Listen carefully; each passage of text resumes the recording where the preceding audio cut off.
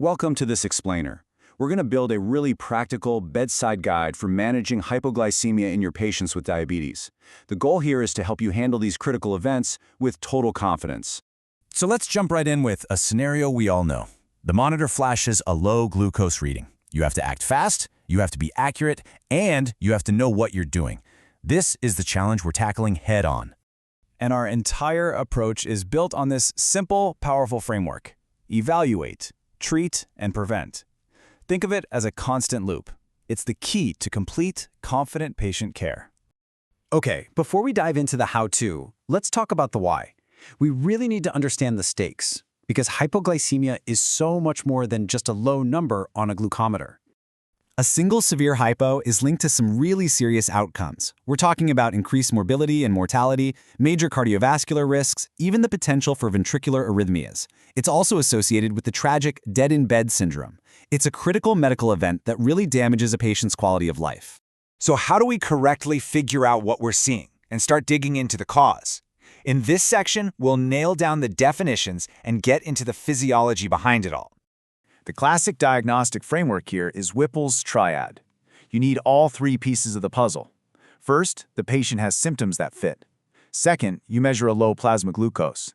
And third, this is crucial, the symptoms go away after you give them glucose. This is your go-to tool at the bedside to confirm you're on the right track. The American Diabetes Association gives us a really clear way to classify this. Level 1, at or below 70, that's an alert, time to act. Level 2, when they drop below 54, that's clinically significant. And level 3 isn't even defined by a number. It's about the patient's cognitive state. If they need someone else to help them recover, that's a severe event.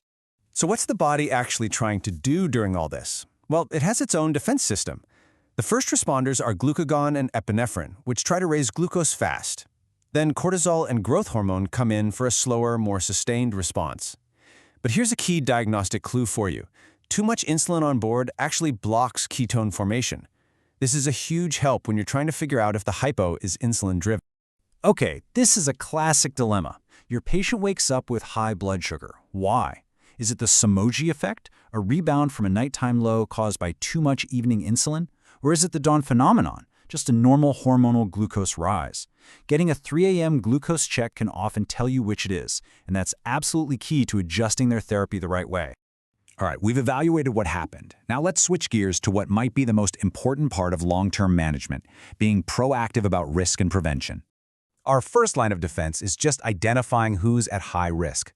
So you want to be on the lookout for patients on insulin or sulfonylureas, anyone with kidney or liver disease, the elderly, and of course, anyone who's had a severe hypo before or has impaired awareness of their lows. These are the patients who need our closest attention.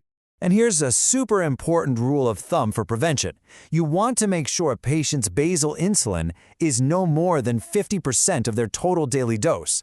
Any higher than that, and you're significantly cranking up their risk for an unpredictable, delayed hypo. This right here should be your mantra. Safety first. You always address and prevent the lows before you start aggressively chasing the highs. A patient is in far more immediate danger from a hypo than from a bit of temporary hyperglycemia. Okay, we've arrived at the core of this explainer. The immediate, step-by-step actions you need to take right there at the bedside when an acute event is happening.